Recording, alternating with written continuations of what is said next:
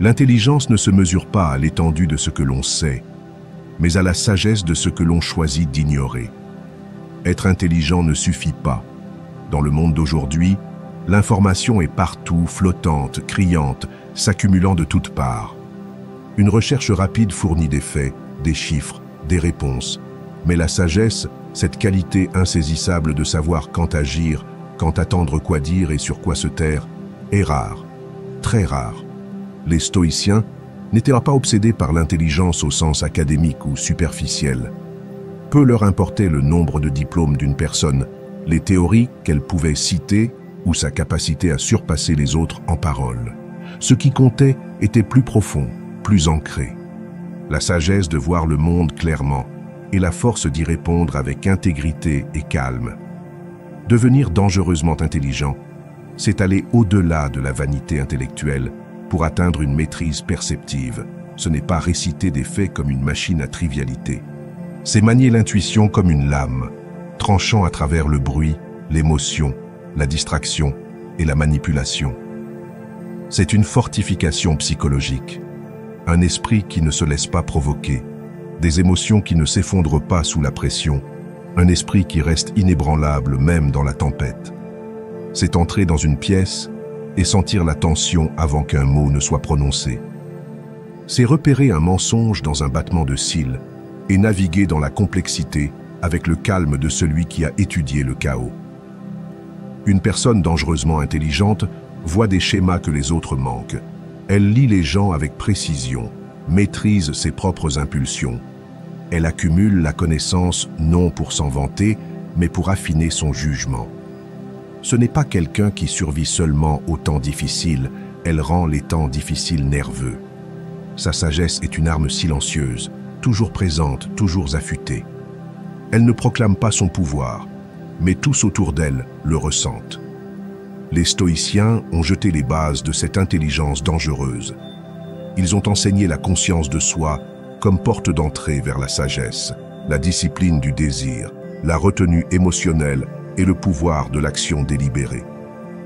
Ils encourageaient un apprentissage large, non seulement en philosophie, mais dans toutes les disciplines, sciences, éthique, art, politique, guerre, rhétorique. Car ils savaient que la vie exige de la polyvalence. Ils ne se préparèrent pas pour un seul type de bataille, mais pour toutes. Ainsi, suivre la voie stoïcienne pour devenir dangereusement intelligent, c'est entraîner tout son être, son intellect, sa parole, ses émotions, ses instincts. C'est ne jamais cesser d'apprendre, d'observer, et ne jamais laisser son monde intérieur être gouverné par quelque chose hors de son contrôle. Ce n'est pas une mentalité d'arrogance, mais de préparation incessante, d'alerte. C'est l'affûtage d'une arme invisible, mais toujours ressentie. Et c'est le premier pas, le plus important, pour devenir dangereusement intelligent. Chapitre 1. Construire la citadelle intérieure. Les stoïciens l'appelaient la citadelle intérieure, cette forteresse mentale imprenable par les insultes, les mensonges, les défaites ou les louanges. C'était leur métaphore pour une âme si disciplinée, si complète intérieurement, qu'aucun chaos extérieur ne pouvait troubler sa paix. Ce n'était pas un lieu d'évasion, mais une position de contrôle inébranlable. Cette citadelle ne se construit pas du jour au lendemain. Elle est érigée brique par brique, chaque brique posée par un acte de clarté émotionnelle, de discipline mentale et de réflexion philosophique. Construire la citadelle intérieure, c'est reconnaître où commence la véritable intelligence. La capacité à filtrer ses pensées, à maîtriser ses émotions et à choisir la réponse plutôt que la réaction. Chaque fois que vous faites une pause avant de parler, que vous respirez avant de réagir, que vous vous demandez « Est-ce dans mon contrôle ?», vous affûtez la lame de votre esprit. Vous créez un espace entre le stimulus et la réaction.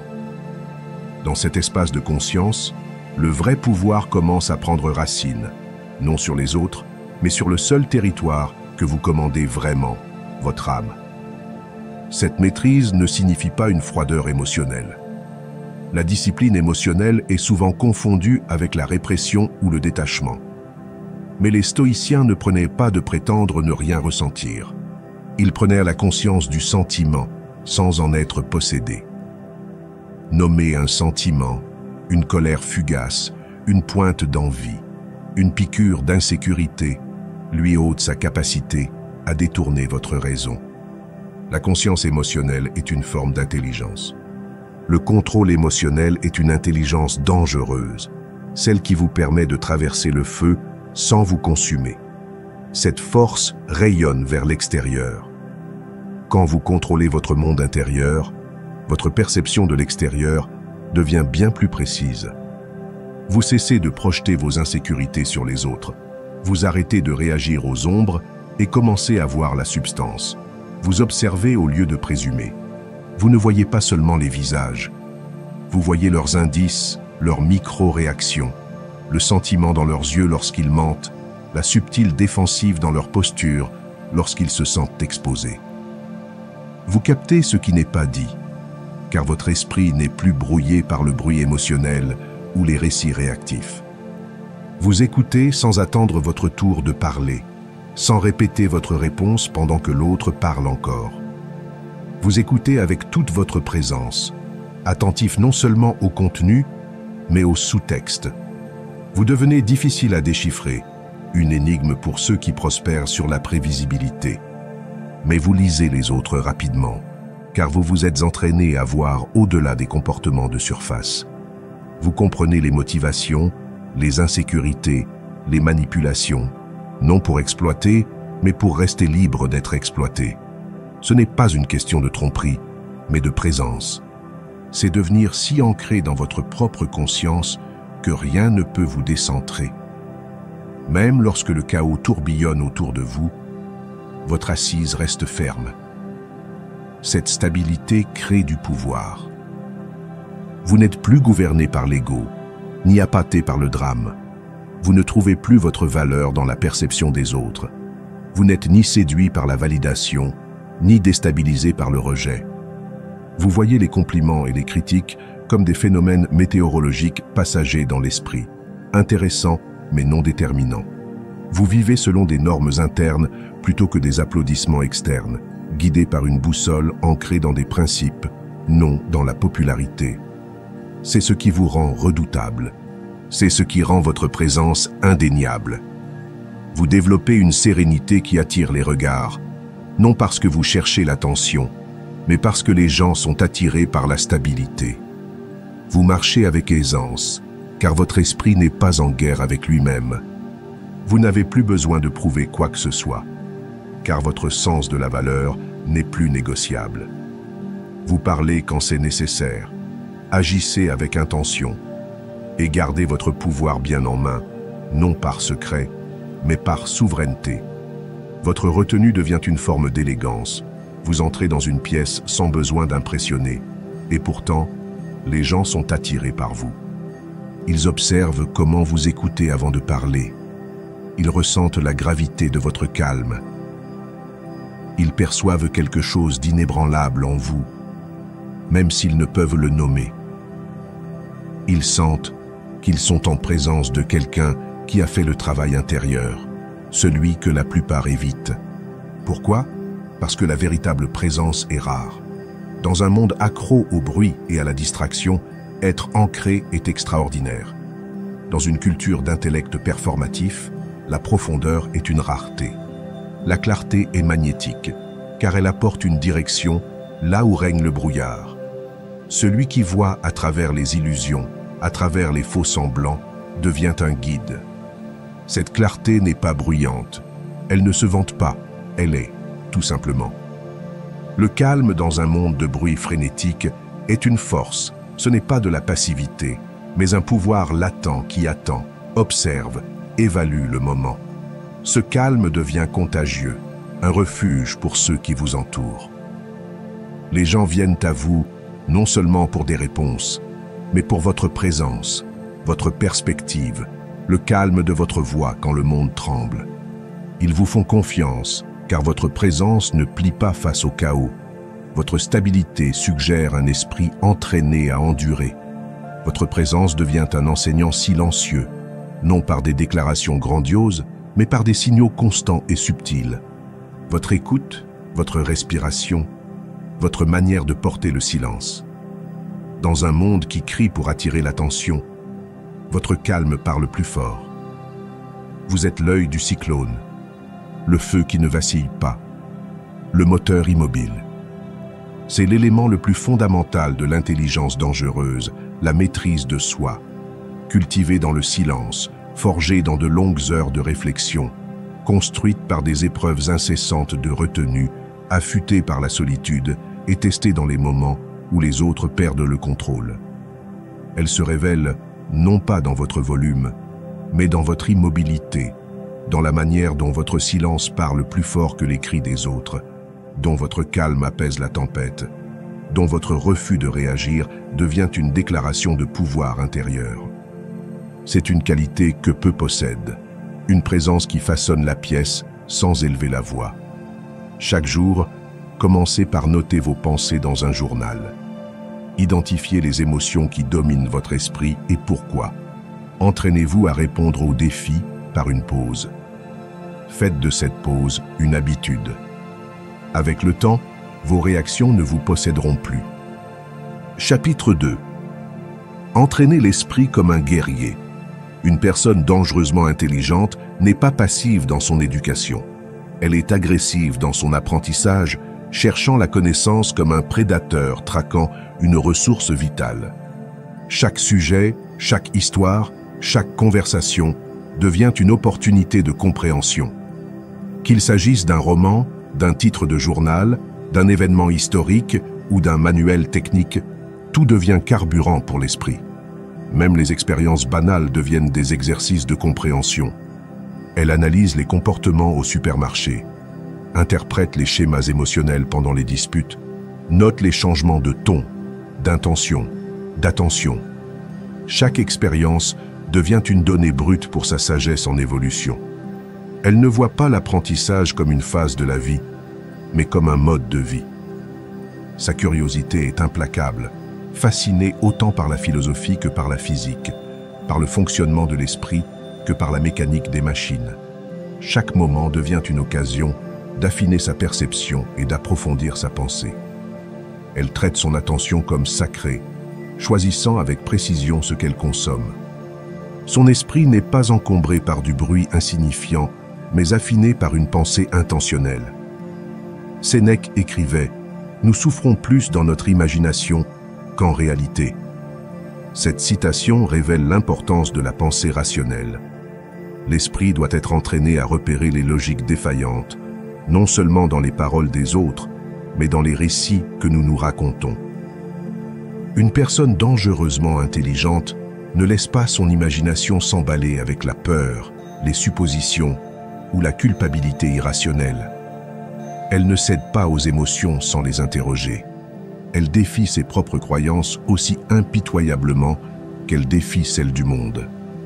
Elle questionne ses motivations, cherche à clarifier plutôt qu'à confirmer, ne craint pas d'avoir tort, mais de rester dans l'erreur. Tout comme un guerrier s'entraîne quotidiennement pour la bataille, affûtant son épée et perfectionnant sa forme, nous devons nous entraîner pour le conflit intellectuel, non pour gagner des disputes par orgueil, mais pour rester inébranlable face à la tromperie, la confusion ou la manipulation. L'objectif n'est pas de dominer, mais de discerner, de rester ferme, non de chercher le débat, mais d'être prêt s'il se présente. Étudiez la logique, la rhétorique. Apprenez non seulement à argumenter, mais à penser clairement. Comprenez les racines de la persuasion. Comment la peur crée l'urgence, comment la répétition fabrique la croyance, comment un langage vague dissimule l'intention, comment des métaphores chargées d'émotions contournent la raison pour s'ancrer dans l'inconscient. Repérez ces tactiques dans les conversations, les médias, les institutions, la publicité, les discours politiques, entre les lignes des contrats. Étudiez la propagande, la publicité, l'oratoire ancien, les plaidoiries judiciaires, les tactiques de recrutement des sectes. Analysez les discours des hommes d'État et des tyrans. Comment une phrase bien placée peut changer les croyances d'une foule. Le langage n'est pas qu'un outil, c'est un système d'exploitation pour l'esprit. Soyez celui qui détecte une erreur logique et la dévoile avec élégance, qui démêle la complexité pour que les autres en voient la faiblesse. Apprenez à décoder la manipulation sans panique morale.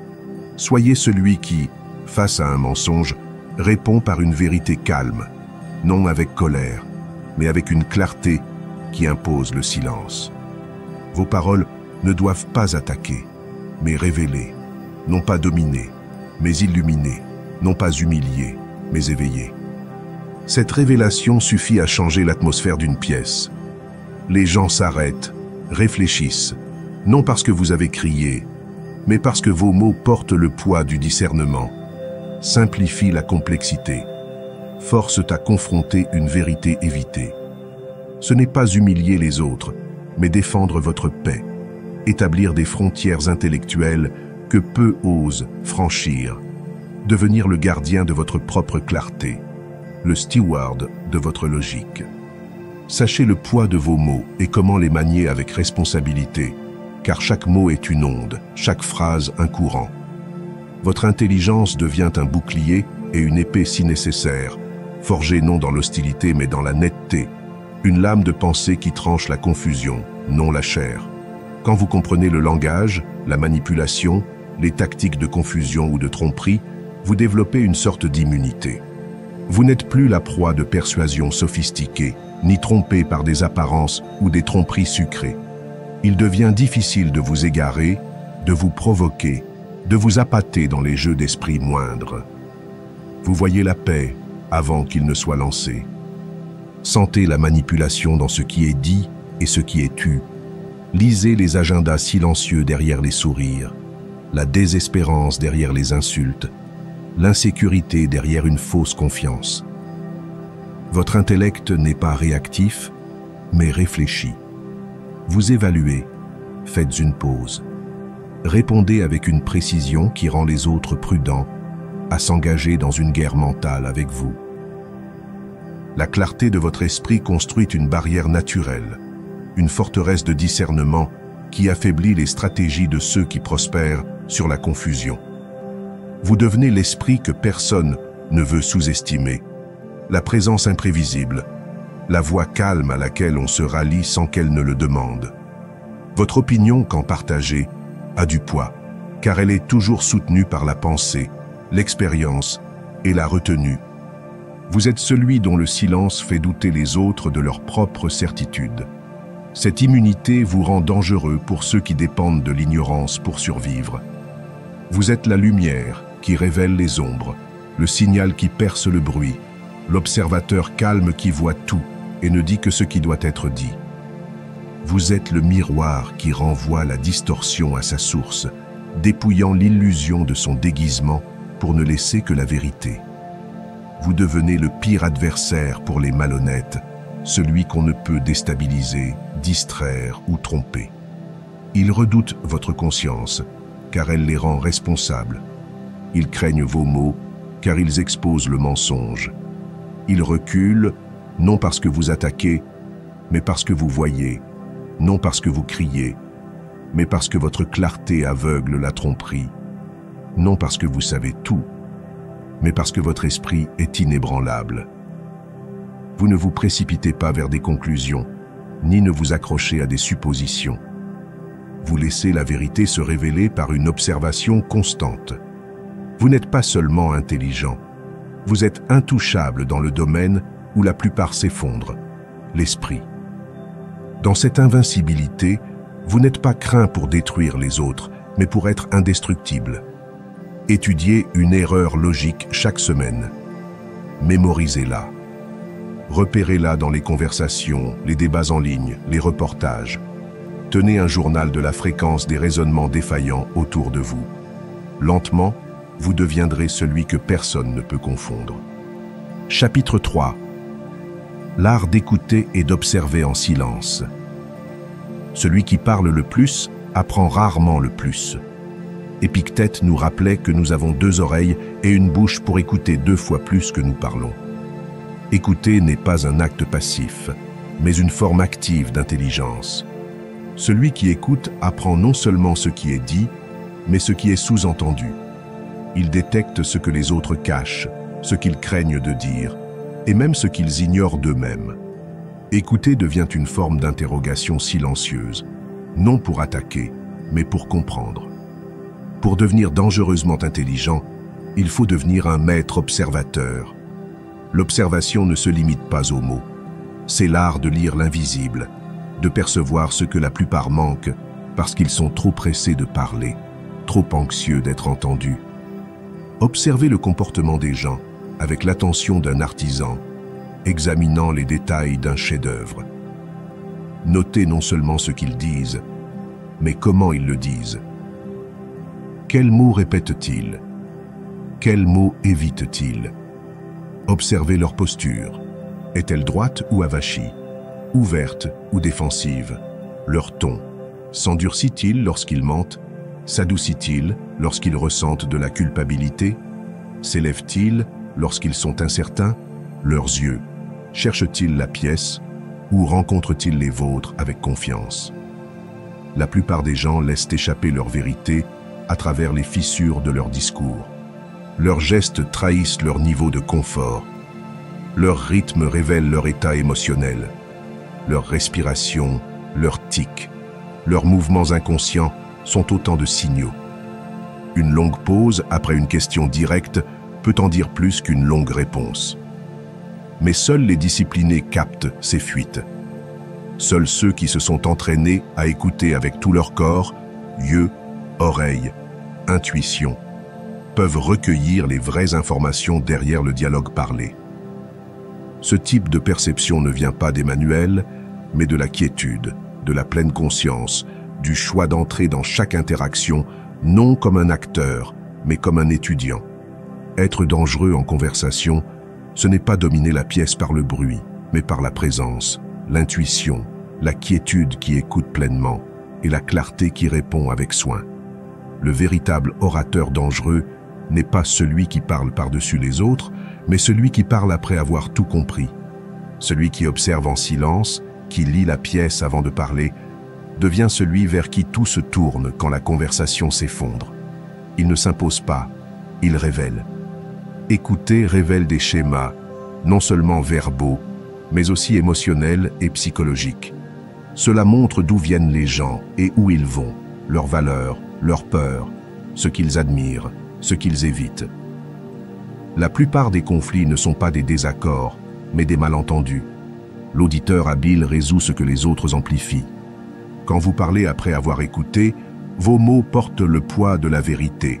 Ils ne s'ajoutent pas au bruit. Ils le tranchent comme une lame bien affûtée. Ils ne sont pas encombrés d'hésitation ou d'orgueil, mais prononcés parce qu'ils sont nécessaires, issus du discernement, non de l'insécurité. Votre silence préalable donne de la crédibilité à vos mots. Il donne aux gens la chance de ressentir votre présence avant d'entendre votre voix. Ils sentent la gravité derrière vos paroles, que votre discours n'est pas une réaction, mais une révélation.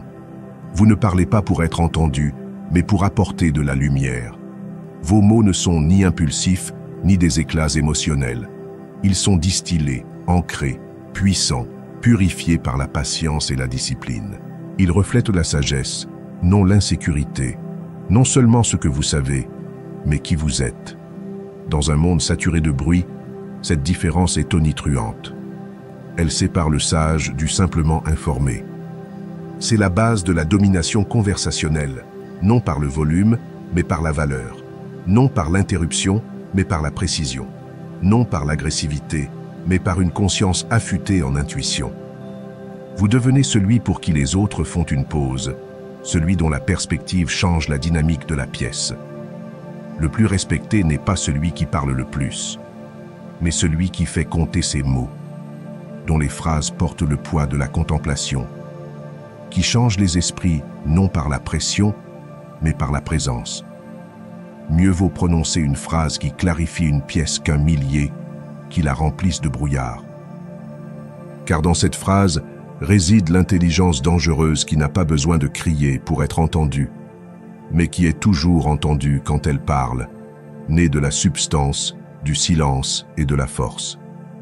Dans votre prochaine conversation, parlez moins que l'autre. Faites de l'observation votre rôle principal. Au lieu de composer mentalement votre réponse pendant qu'ils parlent, immergez-vous dans l'écoute. Concentrez-vous sur la compréhension non seulement de leurs mots, mais de leur énergie, de leurs accents, de leurs hésitations. Observez leurs gestes avec curiosité. Leurs mains s'agitent-elles sur un sujet précis? Leurs épaules se crispent-elles à l'évocation d'un nom? Ces petits indices sont des fenêtres sur l'inexprimé. Notez ce qui les déclenche, leur respiration, leur changement de volume, les phrases qu'ils répètent. Demandez-vous ce qui compte le plus pour eux à ce moment-là, ce qu'ils protègent, évitent ou désirent. Entraînez-vous à lire l'histoire derrière leurs mots, leur langage corporel comme un second script sous le verbal. Captez les nuances émotionnelles, culpabilité, fierté, incertitude, envie, et laissez ces notes informer votre interprétation. Quand vous répondez, que votre réponse reflète non seulement la compréhension, mais la reconnaissance. Répondez avec précision, non seulement à ce qui a été dit, mais à ce qui était voulu. Que vos mots semblent voir plus loin. C'est ainsi que la confiance s'acquiert dans le silence et que le respect se construit par la parole. Dans un monde obsédé par le fait de parler, choisissez de maîtriser l'art d'entendre et la compétence de ne parler que pour apporter de la clarté, non du désordre. Chapitre 4. Lire, apprendre, tout absorber. Les stoïciens dévorèrent la philosophie, mais étudiaient aussi le droit, la nature, la politique, l'histoire. Ils n'étaient pas unidimensionnels. Leur quête de savoir n'était pas cloisonnée. Ils croyaient que la sagesse venait de la reconnaissance des schémas interconnectés de la vie, qu'un principe appris en physique pouvait résonner en éthique, qu'une leçon d'histoire pouvait éclairer le leadership, que les schémas de la nature pouvaient refléter le fonctionnement de l'esprit humain. Ils comprenaient que toute connaissance est liée et que le sage trouve de la valeur dans chaque sujet. Pour être dangereusement intelligent, il faut devenir celui qui ne cesse jamais d'apprendre, non par obligation, mais par curiosité sincère. Une curiosité qui brûle l'indifférence, qui transforme chaque expérience en question, chaque conversation en étude, chaque échec en donnée. Lisez largement et avec curiosité. Nourrissez votre intellect avec une diversité de matériaux, l'ancien et le moderne, le technique et l'abstrait, le commun et l'obscur. Plongez dans la science, non pour ses faits, mais pour sa discipline dans l'enquête, pour sa manière d'enseigner à penser avec précision et scepticisme. Apprenez la stratégie, non seulement dans les jeux ou la guerre, mais dans la prise de décision, le leadership, l'art de naviguer sous pression, avec sérénité. Étudiez la psychologie, non pour manipuler, mais pour comprendre les mécanismes subtils de l'âme humaine, voir les motivations, les schémas, les peurs, les espoirs. Étudiez la religion et les mythes pour saisir les cadres symboliques et moraux qui façonnent des civilisations entières. Les symboles hérités influencent nos choix. Apprenez la mécanique, la médecine, les mathématiques pour que votre pensée devienne à la fois ancrée et adaptable. Comprenez comment le monde fonctionne à tous les niveaux, du moléculaire au sociétal. Construisez une bibliothèque mentale qui couvre les disciplines. Devenez celui qui peut parler avec un ingénieur et un poète le même après-midi, avec respect et clarté pour les deux. Exposez-vous à la complexité. Ne fuyez pas les sujets qui vous intimident. Ce sont ceux qui étireront votre esprit. Plongez dans l'économie, la géographie, les technologies numériques, la littérature. Comprenez comment un logiciel est écrit, comment fonctionnent les chaînes d'approvisionnement, comment les migrations humaines redessinent les cultures.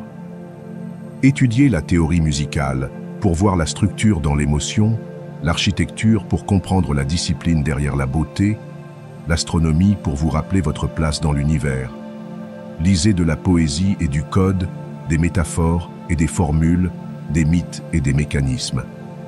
Laissez-vous humilier par ce que vous ne savez pas, et laissez cette humilité guider votre apprentissage. Ne laissez jamais votre esprit stagner. Laissez-le respirer, s'élargir.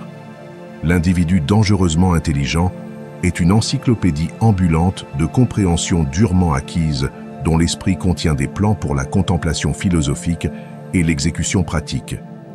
Il n'est pas enfermé dans une seule façon de penser, il change de paradigme. Il ne récite pas des faits, il construit des cadres. Il n'a pas peur de la complexité, il l'embrasse.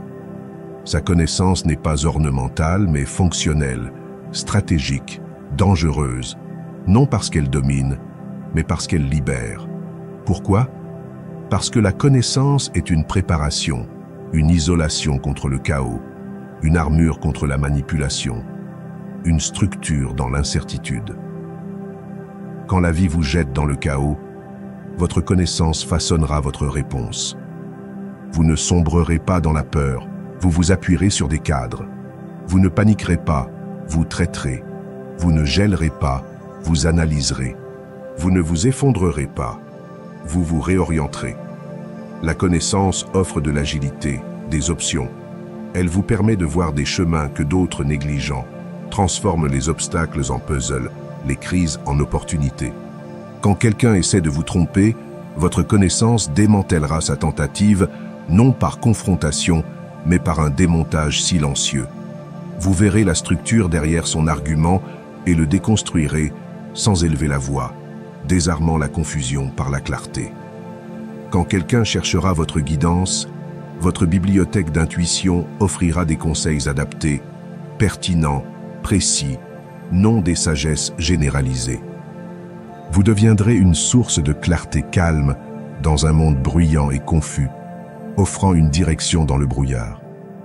Les autres se tourneront vers vous, non seulement pour des réponses, mais pour une perspective, une orientation, un sens de ce qui compte.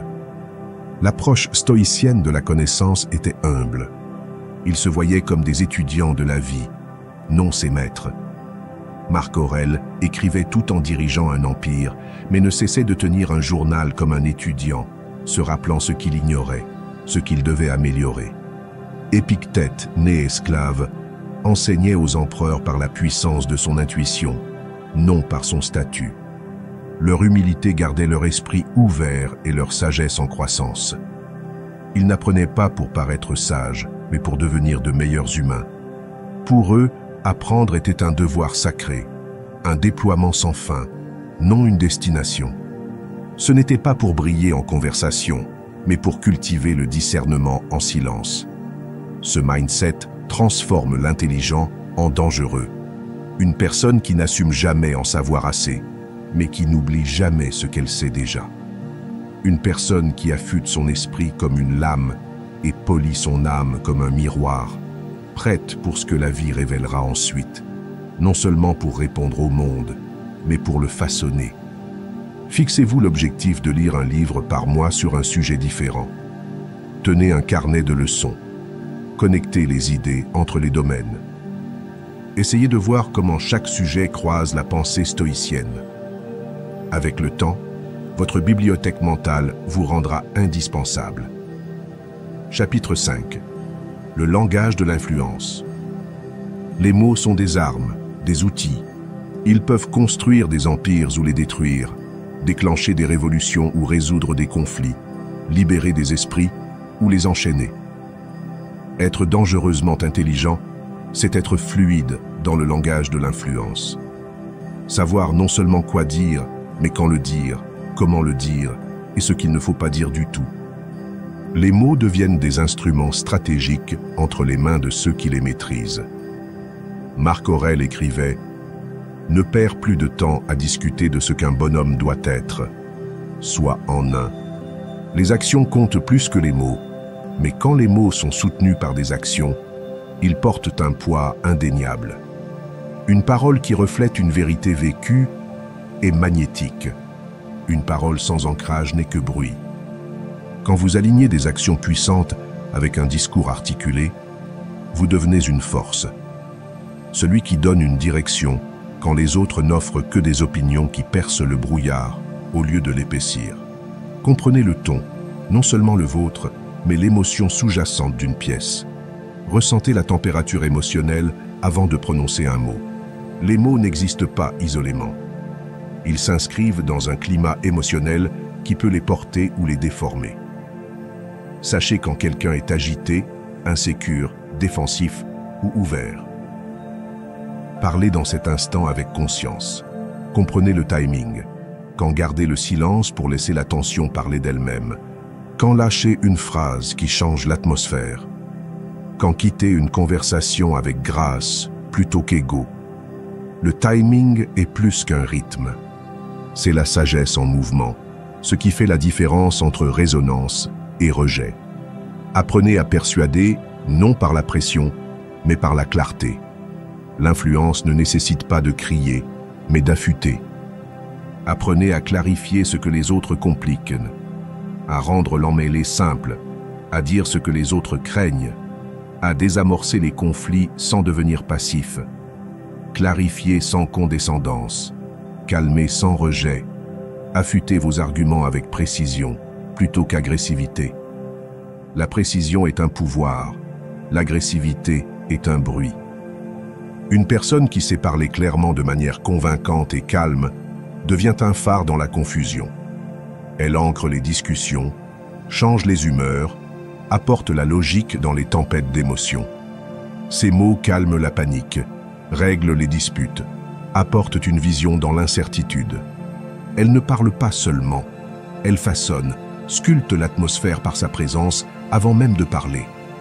Influencer n'est pas manipuler, mais élever la conversation, apporter de la dignité dans le désaccord, révéler ce qui est caché non par la honte, mais par la lumière, démêler ce qui est noué non par la force, mais par la compréhension, guider les autres vers la clarté non en les dominant, mais en les aidant à voir par eux-mêmes. Une influence durable naît du respect, non de la force. Quand vos mots reflètent votre discipline intérieure, les gens écoutent, car ils savent que votre voix n'est pas réactive, mais ancrée, non empruntée, mais gagnée. Ils font confiance à votre jugement, non parce que vous l'exigez, mais parce que vous l'avez démontré par votre façon de parler, de faire des pauses, de laisser le silence faire son œuvre. La confiance est la base de l'influence, non le charisme, non l'astuce, mais la confiance, celle que vos mots sont honnêtes, que votre intention est pure. L'influence n'est pas gagnée. Elle se mérite par la constance, par une parole qui coupe sans blesser, une sagesse qui atterrit sans sermonner, une retenue qui parle plus fort que l'ego. C'est le langage des dangereusement intelligents, ceux qui ne commandent pas par le bruit, mais mènent par le poids. Leur voix porte plus loin, car elle naît d'une force intérieure calme. Analysez votre ton. Communique-t-il ce que vous voulez vraiment? Est-il confiant mais humble, calme mais autoritaire, ancré dans la clarté ou brouillé par l'émotion? Examinez votre rythme. Précipitez-vous vos idées ou les laissez-vous respirer? Le rythme de vos mots façonne l'expérience de l'auditeur. Un rythme délibéré permet à chaque pensée de s'installer, de résonner. Examinez votre clarté. Êtes-vous précis ou vague? Vos phrases se déploient-elles avec un but ou divaguent-elles sans objectif? Pratiquez une parole plus délibérée, plus disciplinée, plus sculptée. Que chaque phrase serve une fonction. Chaque pause donne de l'espace au sens. Parlez moins, mais avec plus de force, non en volume, mais en substance. Que chaque mot ait du poids, soit choisi, non déversé. Que vos mots arrivent comme une présence, non comme du bruit. Les meilleurs communicants parlent comme si leurs mots étaient des lames, affûtés, mesurés, nécessaires. Vous n'avez pas besoin de beaucoup de mots, seulement des bons prononcés au bon moment, de la bonne manière. C'est ce qui rend le discours puissant.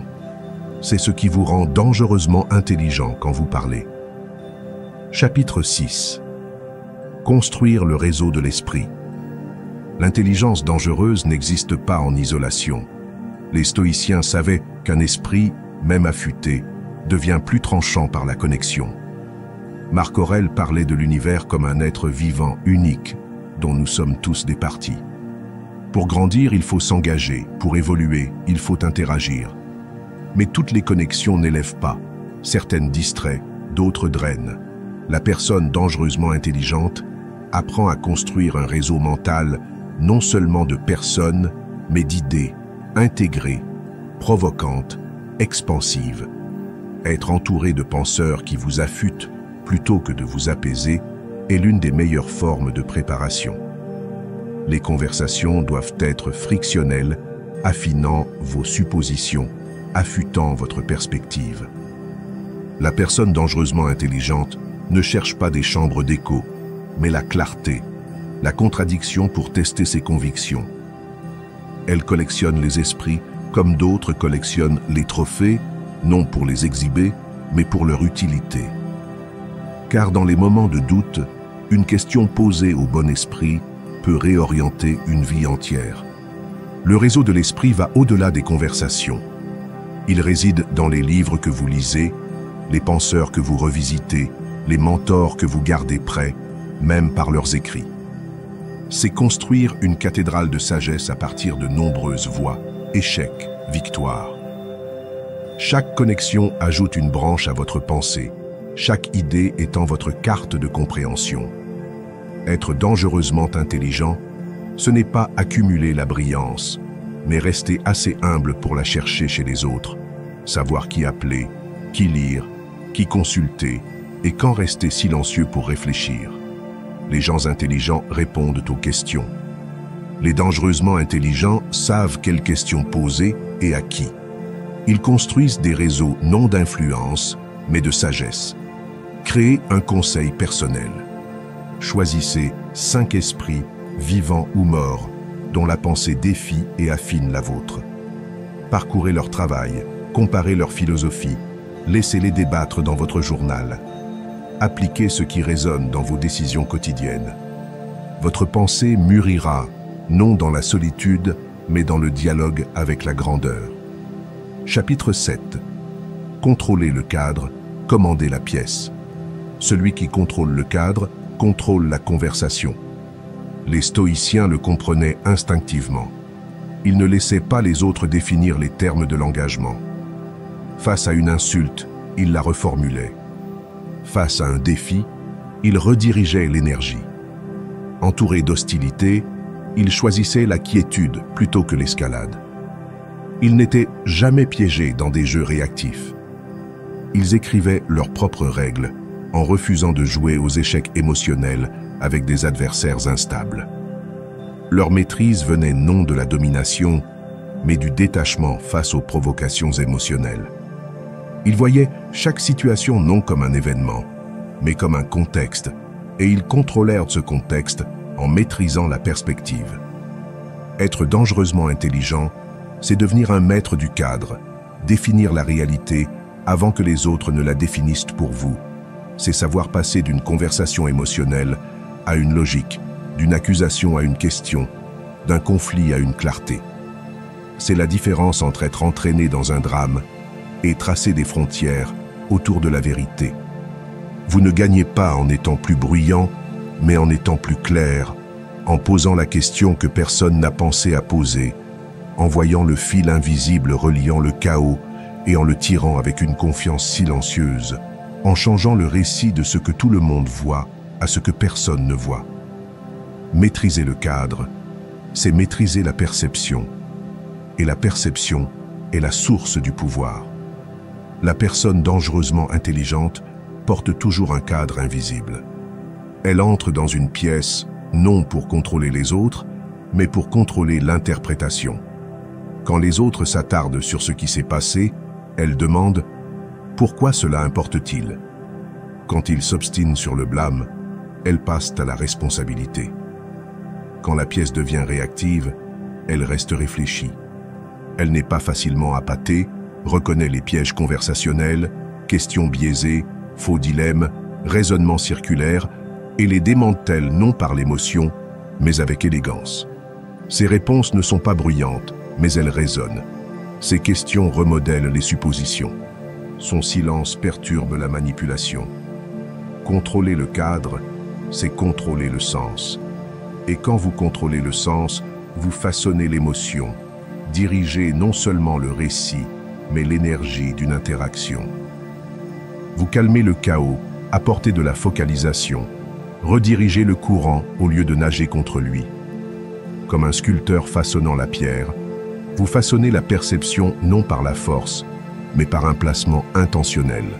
Vous guidez l'esprit des autres non par la domination, mais par la suggestion, la subtilité, la sérénité. Vous définissez le ton, non seulement des mots prononcés, mais de leur interprétation. Vous ne contrôlez pas seulement les faits.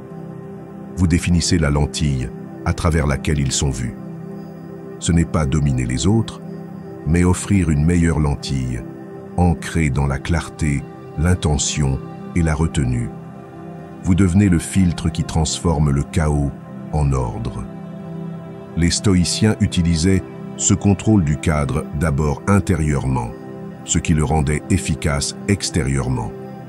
Ils reformulaient l'adversité comme un entraînement, le retard comme une discipline, la douleur comme une purification. Ils voyaient chaque difficulté comme une opportunité déguisée, chaque insulte comme un miroir pour la réflexion. Ils ne niaient pas leur souffrance, ils la transformèrent par le sens. Et quand vous donnez un noble dessein à la douleur, elle ne peut plus vous asservir.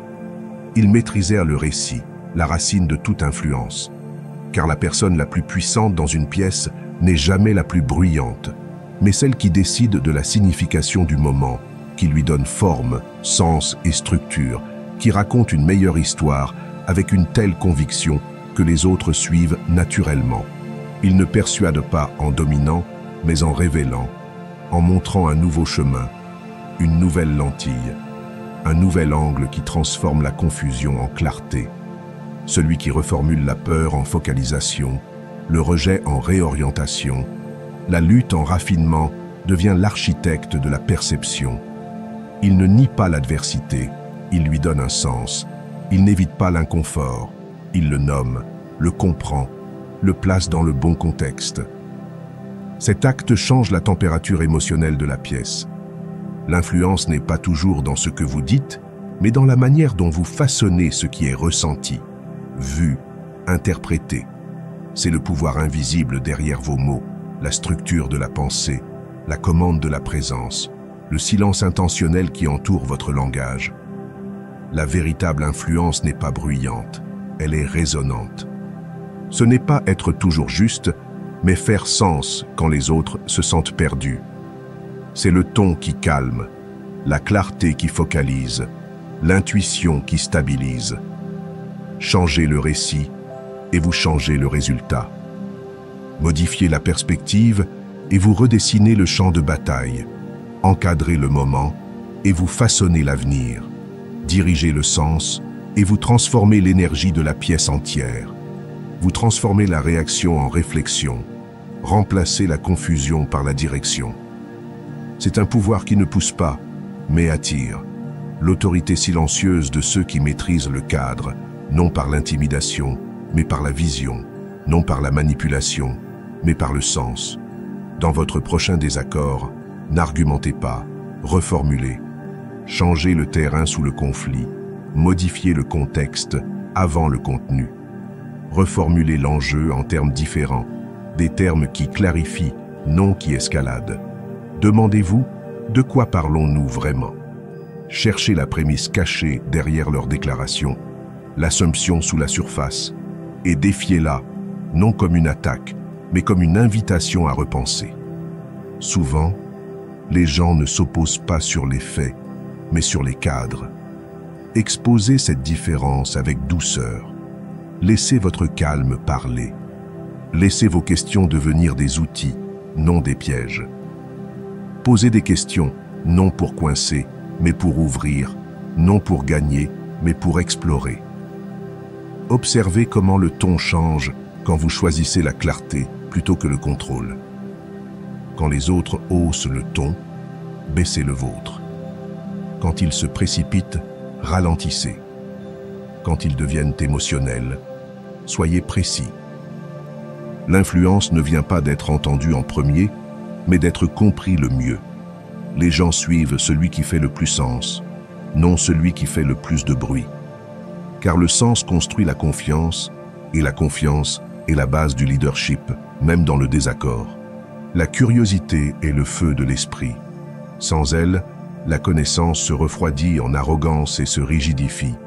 Un intellect affûté sans curiosité devient dogmatique, fermé à la croissance. Mais avec la curiosité, cet intellect devient fluide, dynamique, en constante évolution.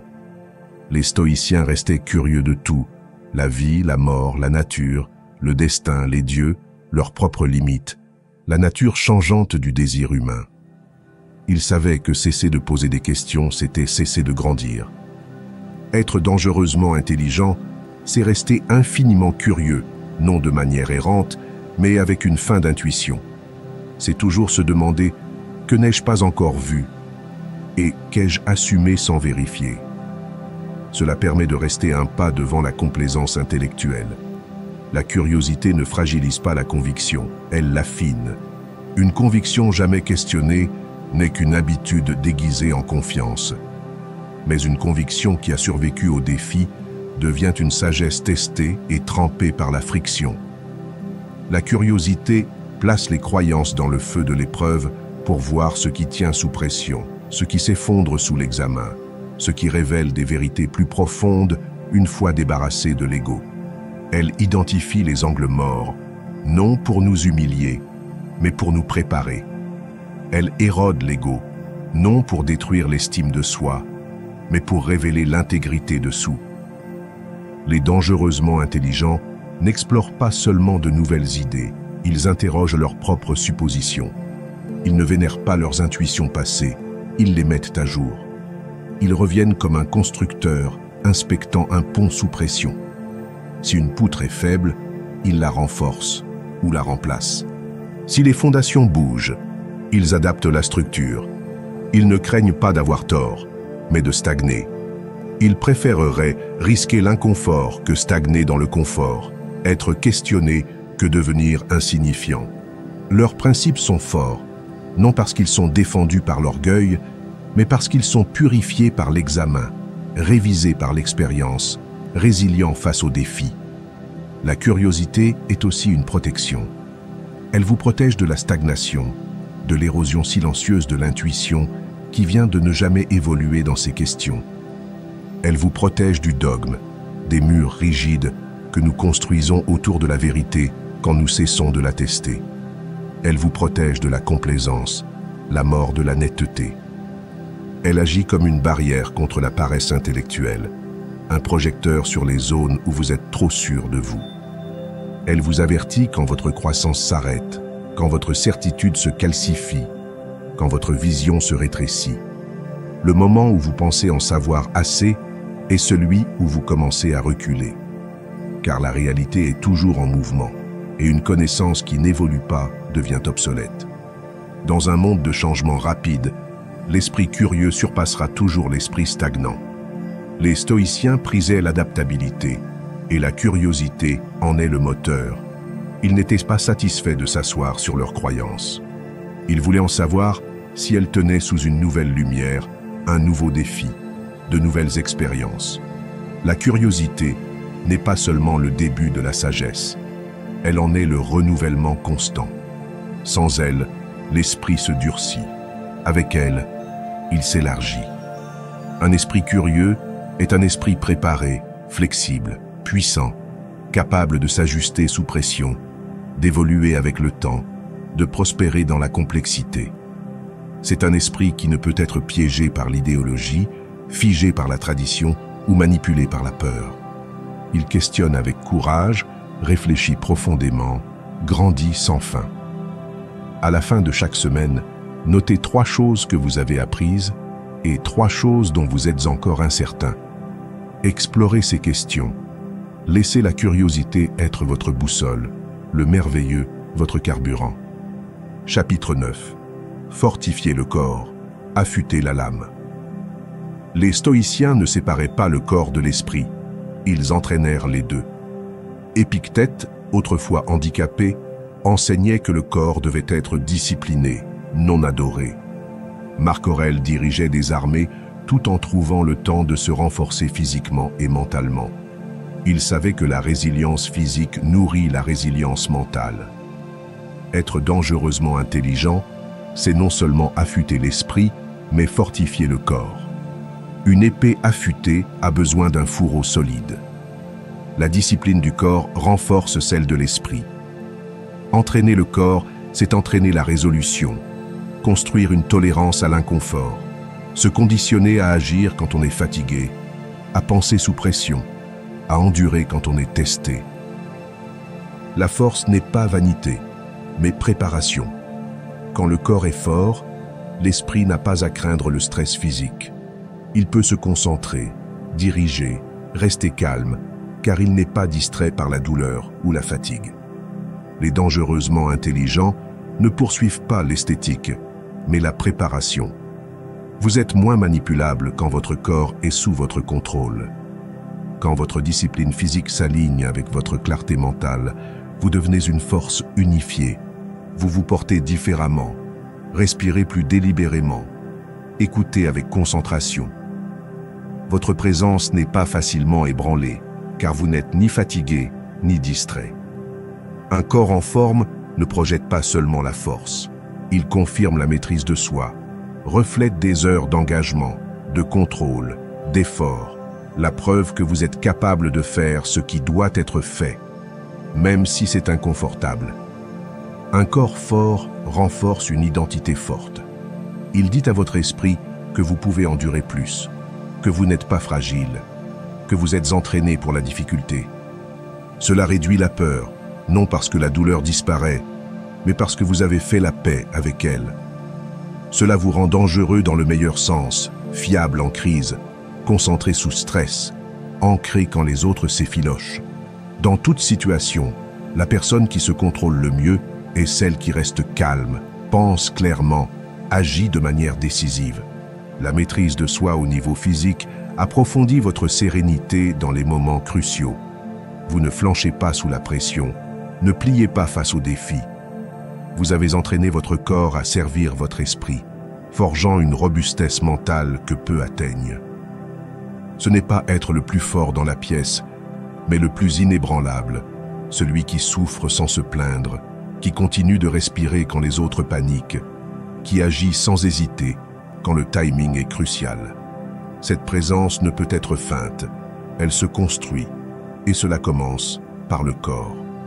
Établissez une routine physique non négociable. Ce n'est pas optionnel, c'est un rendez-vous quotidien avec la discipline qui ne peut être ni reprogrammée ni négociée. Cela n'a pas besoin d'être extrême, pas besoin de courir des marathons ou de soulever des poids records, mais cela doit être constant. Exigez un effort, repoussez vos limites, vous rencontrez là où vous êtes, puis vous poussez plus loin. Entraînez-vous chaque jour, non pour les muscles, mais pour l'esprit. Utilisez chaque pompe, chaque répétition, chaque kilomètre comme une leçon d'endurance mentale. Que la pratique physique soit une métaphore de la force intérieure. Utilisez vos entraînements pour pratiquer la volonté, non seulement celle de commencer, mais de continuer, de pousser une fois de plus quand votre esprit dit stop. Faites de l'inconfort votre allié. Laissez-le vous enseigner la résilience, affûtez votre lame. Faites de la sueur un rituel, de la douleur un professeur, de l'effort un ami. Laissez la douleur faire partie de votre entraînement, non votre ennemi. La douleur n'est pas une punition, mais un test, l'écho de la croissance, la pierre d'affûtage de votre volonté. Embrassez-la, et votre corps répondra, votre esprit s'élèvera, votre âme deviendra inébranlable. Chapitre 10. Se maîtriser soi-même. Personne ne peut vous atteindre. C'est la forme ultime de l'intelligence dangereuse, la maîtrise de soi. Quand vous commandez vos pensées, votre parole, vos habitudes, votre corps, votre temps, le monde n'a plus rien pour vous manipuler. Quand vous vous maîtrisez, vous marchez avec un pouvoir silencieux, indépendant de l'approbation, immunisé contre la flatterie, résistant aux insultes. Vous devenez ce que les stoïciens envisageaient, une forteresse dans la tempête. Les gens se demandent comment être puissant. Les stoïciens l'ont montré par l'exemple. Le vrai pouvoir est interne, c'est la capacité de choisir votre réponse, quelles que soient les circonstances. C'est être profondément intègre, farouchement calme, et inlassablement préparée. Une personne qui marche ainsi ne peut être sous-estimée, car elle ne se sous-estime jamais. Maîtriser soi-même, ce n'est pas devenir froid, mais clair. C'est répondre avec un dessein au lieu d'un élan. Parler quand cela compte, agir quand c'est important, observer sans peur. La maîtrise de soi est le dernier niveau, l'art d'être ingouvernable, non par la rébellion, mais par l'ordre intérieur. Vous n'avez pas besoin de dominer les autres, vous dominez vous-même, et cela suffit. Revoyez vos habitudes quotidiennes. Où perdez-vous du pouvoir? Où agissez-vous par impulsion? Perdez du temps, parlez sans réfléchir. Choisissez l'une de ces failles et corrigez-la chaque jour, un changement à la fois. La route vers la maîtrise est pavée de petites victoires constantes.